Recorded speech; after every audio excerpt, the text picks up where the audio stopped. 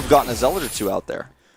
Well, in the second game now in Tiga Shipyard, we are going to find out what Mini and YongHwa are up to. This time we don't see an early probe heading out, at least not yet. To the left side of the map we have in red the STX Protoss player. It is a Mini down a game against his Protoss opponent.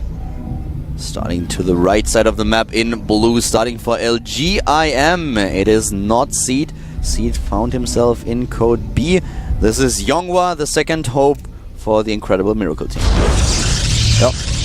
I'm just looking at Antiniga's minimap right now, and I find that in the middle of the map, if you look at it in a special way that only I can see things, you can see that there is a Cyclops that's frowning. I can see that Cyclops. And he also has horns. Or pigtails, I'm not sure. I don't know why I thought about this right now, but I'm looking at the minimap, and the minerals, they stood out to me. They're no longer a golden pigtails, though. No Pippi Long stockings or anything like that going on either. What? What if there were red minerals in StarCraft 2? Aren't we punished enough with the gold minerals? Do you have now to introduce the red ones? What do? They explode? Well, I'm not sure. They yield 4 times the amount of minerals, but they are radioactive, so you will lose your harvesters after a while? Well, what if they're an entirely new resource that allows you to use... Have fun with the balance. Special abilities. Then we could add a 4th race. And then, beyond that, we could stop this conversation. That makes a lot of sense. Yeah, I think that would be the best course of action. Yeah, I kind of I agree. I don't know. I thought for a moment I could come up with a good idea of what the minerals could be for, but it turns out no, I couldn't. Well, we have one of the probes now heading out, and just a few scouting information here for YongHwa. We are on Antigua Shipyard, so both players have the option of going just into a normal play where they start with an expansion heading into the robo and try to play macro game on 2 bases, into a 3rd, maybe later on even. But on Antigua in particular, he can go for this Blink Stalker build, which is quite common actually, because of the reason that we pointed out earlier in one of the Terran versus Protoss that we've been casting. So we have double gas for both of them, if I'm not mistaken. Yep, 2 assimilators, and now with the second gateway coming up, they kind of are in a position where they start to have to make a choice here. Yeah, they are going to have to make that choice. They want to get the probe out first. If the probe's in the main, you can't make the tech. Because obviously you don't want your opponent to know what choice you've made. And that's what makes PvP so difficult, because there are builders that have advantages over other ones, and scouting information is so hard to come by. Stargate versus Twilight Council once again, but this time it's a bit of a reverse play. YongHwa with a Stargate, and Mini is going for the Blink Stalkers. Blink Stalkers are so good on this map, but at the same time I think that it's pretty cool that YongHwa chooses to go Stargate after his opponent did that last game. And he's basically just saying, I can do what you can do, maybe I can even do it better. And of course, last game we had a deficit for Mini. YongHwa is playing this with no pieces missing. Yeah, on even terms, yeah. There was no cancel in the early game or no delay tech. A bit of a stalker battle in the middle of the map. Both of them not quite sure if they are going to win or going to lose. Yeah, it's actually really awkward and frustrating when you have those types of battles. You're not really sure what to do. That was really nice micro though by YongHwa to get out of there like that. A robo follow-up here for YongHwa, whereas of course for Mini the robotics already indicates that he wants to go for the observer, so that we have with Blink the option for him to use the high ground. Yep, and when you go for this type of play that YongHwa's doing with the follow-up with the robo, you usually use the Phoenix to scout. That's why he's sending it around to the south, so it's seen at the last possible second, but he can see his opponent pretty quick and get that scout off, so I like that. Curving all the way around the bottom. This also gives him an opportunity to check for a possible Dark Shrine. Yeah, Dark Shrine is not the option that Mini chose here. He goes for exactly the same build that YongHwa chose in game number 1. So with Blink he has a lot of options, and of course against the Phoenix is also a very good position here. But YongHwa has a few options with the robotics that Mini just didn't have on Cloud Kingdom. He can go and just go for simply a few Immortals, which will help him quite a lot when he's facing the Blink Stalkers later on. This is something that Mini just couldn't do. He didn't have a robotics. Yeah, he didn't have one, and this attack from Mini that's coming out right now is going to be pretty tough to defend. He does not have that Immortal out just yet, But if he hits his force fields right, he should be okay. And the Phoenixes are going to be very uncontested back in the main base. This is a tough situation for Mini, and he doesn't even know it yet. That's the worst part of this. On the other hand, he has a lot of units that will be able to blink into the main base of YongHwa. The Phoenixes now are starting to attack the mineral line at the bottom left, and at the same time, the blink into the main. And he needs to focus down this Immortal YongHwa. If he can save it, this would be so awesome. But the Stalker dies. Oh, beautiful micro here, in fact. Oh my god. That was actually extremely well practiced, clearly there. He doesn't have enough resources for the next Immortal yet. Back at home, he's killed a decent amount of probes, it looks like. Yeah, 5 in total were taken down by YongHwa, who's under pressure on the main base. Once again, building an Immortal. He needs it against the Stalker forces of Mini. This is so awkward for YongHwa right now because there's nothing he can do to protect his structures. If YongHwa tries to come in and target down the Stalkers, first of all, he has the worst Stalker count, and Mini has Blink, so anytime he almost kills a Stalker, he can actually just blink it back. He's going to lose the core. In fact, he should probably, if he wants to have any more Stalkers in this, restart it. He could just focus on Immortal production instead, though. That's a blow to his tank, definitely. With losing the core, this is really a big problem for him. He has now the first Immortal, he's building another one, and he has to focus on Zealots more than Stalkers. He can't build them anymore. He lost the Assimilator as well. That's so much lost gas mining. Oh man, this is so tough for YongHwa. He's trying to figure out the right angle. He hasn't used any lifts on his Phoenix yet. The Immortal losing so many shields. He's being targeted. Oh, he gets it, but several Stalkers will go down in the process. YongHwa needs to pull those Zealots back. YongHwa has a lot more economy than his opponent with 26 harvesters to 18, which also means that Mini's army supply is looking pretty decent here.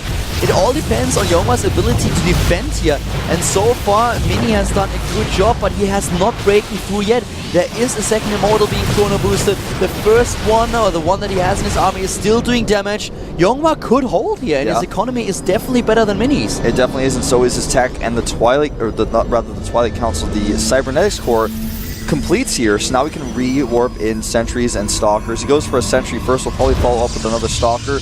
You want to have as many Stalkers as possible against your opponent's Blink Stalkers, because if you only have Zealots and Immortals, he is just going to run our circles around you all day long. He may just want to back up here and resume probe production, because this is not a good situation with 2 Immortals, but the force field actually blocks that Immortal out from doing any damage output. Mini is in a bit of trouble here. He has a lot of Immortals, or a lot of Stalkers, but there are 2 Immortals already in YongHwa. He lost it. That was a bit sloppy there. That was cool. Now he doesn't have the high ground vision anymore, and well, what exactly can he do? He can just posture around at the bottom of the ramp, but with 2 Immortals just ready to pick these units off, it's not gonna help him a lot. What Mini tries to do is just contain YongHwa for now. The economy much better for YongHwa, which is why Mini now starts to produce additional probes. And YongHwa is going for the counterblink, he's going for the Warp Prism, and with the Warp Prism in particular, he can already just fly to the bottom left of the map, warp in a couple of units, and try to take down the economy of Mini. And if he finds himself super contained, he could just, I mean, there's several things he could do. He could elevator units if he wants to go before his counterblink is done. And leave sentries behind because he knows the Observer is gone. He could just use it to do Warp and Zealots as you suggested. And when YongHwa breaks out with his counterblink, he can then use the Warp Prism for reinforcing when he attacks and goes for the kill. So there's so much utility. On the production tab, Mini doesn't have anything. He just now starts a pylon because he's been supply blocked. He is not a lot of production, and if he does not control his Observer, well, where did YongHwa's Observer go? He actually just... I can't believe he did that. Did he just pick off another Observer? Yeah, he just flew his Observer right in. I was like, well, YongHwa must have left his Observer somewhere else. Mini would never just fly in there like that. I can't believe he... Wow. That's so much production on the robotics time lost. Plus, I mean, that's not cheap. And Mini can't fight back at all. He can't even see. It's the delay. He can't do anything. He's sitting there like a duck. He is just waiting and trying to contain him. But we have the Warp Prism now at the bottom left, and there are already a few Zealots in the Warp Prism. He will drop them. At least he will want to, but Stalkers are being warped in. Yeah. Another Observer comes in here for Mini. If he flies this one into its death, it's like unforgivable. I'm going to call him the Observer Killer. I don't know. Worse than Creator. There's the Nexus coming down for YongHwa. He knows he's ahead enough to do this, but this is a nice backstab tactic by Mini. He decides not to do it. He cancels. Now he has the vision. He didn't have the vision, he just walks up with an Observer, but there are already a few units for YongHwa in position, and yes, he goes for the expansion, and his expansion is faster than Mini's. Mini in army supply is looking at 52 against 45, but keep in mind that we have quite a few immortals for YongHwa, which will help him so much against the strategy that Mini chose here. And YongHwa is now the one who just moves out and is like, okay, well, I have the better army, at least for now. I know that, and I can just try to pressure you, and as long as you don't build an expansion, I'll be completely fine here. Mini realizes that his opponent has counter blink, so he's trying to get into a nice defensive position here. He's got so much energy on these sentries. He's got 150 on all 3 of them. The Warp Prism, like I said before, it can now be used as a warp endpoint, as a reinforcer. If he saw that Immortal, he would have definitely grabbed it, but either way, he's going to attack here. I think the Concave is much better for Mini right now. He's got a Defender's advantage, and he can target down one of the Immortals. This is great for him, in fact. Nice force fields, though, by YongHwa, and Mini was in cooldown with his Blink, so he loses a few forces here. We still have 1 Immortal ready for YongHwa, but Mini has 2 on his own. YongHwa needs to be quite careful here. This is just such a close battle. We have the Warp Prisms, though, for the reinforcements. Yeah, the targeting, I think, was much better for Mini as well on the Immortals, and YongHwa has to blink back. He has still a 15 supply lead, but a lot of that, of course, is in Harvesters, and it comes down to that Nexus he's got. He wants to capitalize on that blink on the Warp Prism, but messes it up just a little bit. Nice blink action by both players. But we have the expansion now ready for YongHwa. He is saturating 2 mineral lines, and he can now, of course, outproduce his opponent. 70 supply against 55. Army supply in favor of YongHwa, and the LGIM Protoss is now in a decent spot. Has to fight off these 2 Immortals, though. Yeah, he's gonna have to micro his heart out to be able to do this. The Robo is under fire. He blinks in, picks on the Stalker. How good is the counter blink out for Mini? It's perfect. He doesn't lose a single Stalker. Well, he loses a Stalker before he blinks, but he doesn't leave any in there. Lost the Observer, though, and now here's the battle at the expansion, and the probes are being pulled immediately. Here comes the forward blink, targeting down Immortal number 1, and Immortal number 2 dies as well. The Stalker numbers are now in favor of YongHwa, and he might be able to win the game right here and there. This is going to be a painful thing to watch as Mini blinks away and YongHwa chases with the blink, and they're going to stagger each other all the way back to Mini's base, but every time Mini does his blink, he's going to lose basically a Stalker. YongHwa doesn't really want to overextend himself because he knows there have to be a couple of forward pylons for Mini, and if he leaves himself open to a counter warp in, then of course he might still lose his economy. This is why he tries to chase them down as we speak. He's adding additional gateway productions because he knows he can go for it.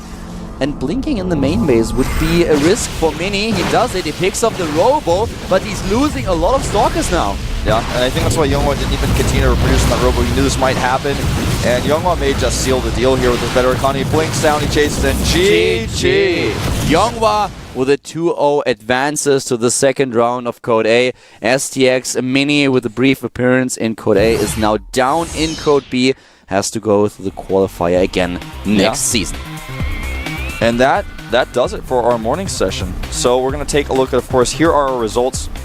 And we're going to look at what happened, or what will happen.